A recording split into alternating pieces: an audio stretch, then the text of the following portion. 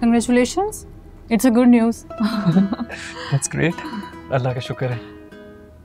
इनका result positive आया। Doctor साहिबा, लड़का है या लड़की? असद अभी ये थोड़ी बताया जा सकता है, इट्स टू अर्ली, अभी तो इनका टेस्ट रिजल्ट आया। अच्छा, ज़ारा, आज के बाद तुम कोई काम नहीं करोगी, सिर्फ बेड के ऊपर रहोगी और बिल्कुल बेड से नहीं बाहर निकलना। असद, ये सब करने की कोई जरूरत नहीं है। आप अपनी नॉर्मल रूटीन के मुताबिक जिंदगी गुजार सकती हैं, कोई बीमारी थोड़ी है। नहीं, लेकिन डॉक्टर साहब, हमने देखा है ना फिल्मों में और ड्रामों में यही होता है कि जब भी ऐसी कोई गुड न्यूज़ होती है तो लड़कियां टोटली बेड रेस्ट करती हैं, बिल्कुल कोई काम नहीं करती। इस सब का भी वक्त आएगा। अभी इन्हें मैं ये टॉनिक लिख के दे रही हूँ, सिर्फ इनको ये टॉनिक दीजिए, और एक ब्लड टेस्ट मैं लिख के दे रही हूँ, ये लाजमी करवा लीजिएगा क्योंकि मुझे ये थोड़ी सी एनेमिक लग रही हैं। जी ज़ारा, जैसे डॉक्टर साहब कहेंगी ना हम वैसे ही करेंगे। फिल वक्त आप अपने रूटीन के नॉर्मल काम जारी रखें। नेक्स्ट वीक आप मुझे दोबारा विजिट कर लीजिएगा और आप ये ब्लड टेस्ट जो है इनका लाजमी करवा लीजिएगा।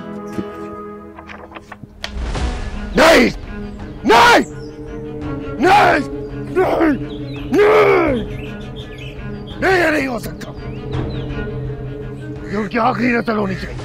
मैं हर हाल में इस नस्ल को उनकी आखिरी नस्ल बनाऊंगा।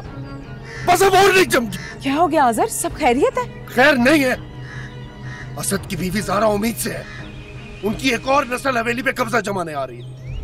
मैं थक क्यों चमकी, इतने सालों से अपनी हवेली पर से उनका कब्जा नहीं छुड़ा पा रहा। ये तो वाकई बहुत बुरी खबर है। क्या होगा आज़र? तुम्हें याद है पाकिस्तान बनने से एक दिन पहले मेरे अब्बा हुजूर के एक दोस्त घर आए थे खाने पे।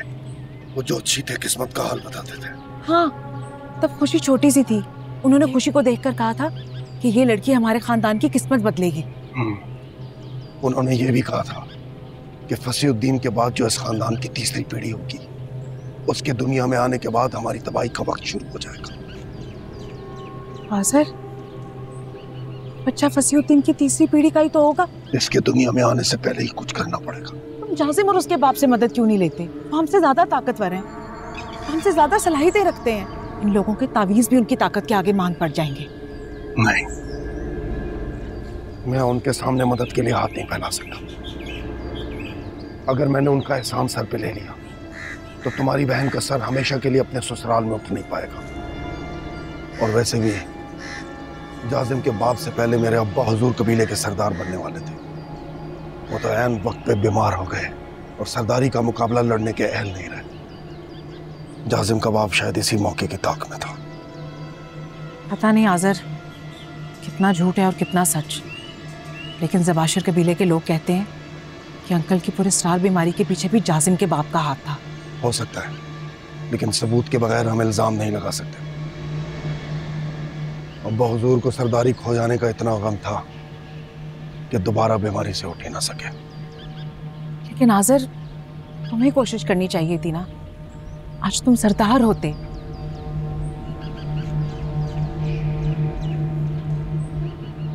बहुत मेहनत करनी पड़ती है, ताकत के लिए बहुत चिल्ले खींचने पड़ते हैं, और मुझे तो इन लोगों ने घर के मामले में ही उलझाए रखा।